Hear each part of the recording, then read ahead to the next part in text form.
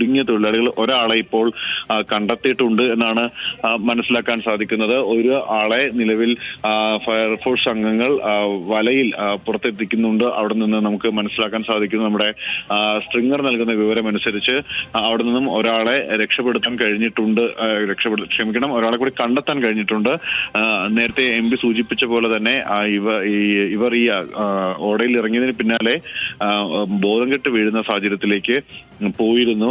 അത്തരത്തിൽ അങ്ങനെ ബോധം കെട്ട് കിടന്ന ഒരു തൊഴിലാളി ഇപ്പോൾ പുറത്തേക്ക് എത്തിക്കുകയാണ്. ഫയർഫോഴ്സിന്റെ സമഗ്രമായ ഇടപെടലിലൂടെയാണ് ഇപ്പോൾ ഒരാളെ പുറത്തെത്തിക്കുന്നത്. ഒരാളെ പുറത്തേക്ക് കൊണ്ടുവരുന്നു എന്നുള്ള വിവരമാണ് ഇപ്പോൾ നമുക്ക് ലഭിച്ചിരിക്കുന്നത്.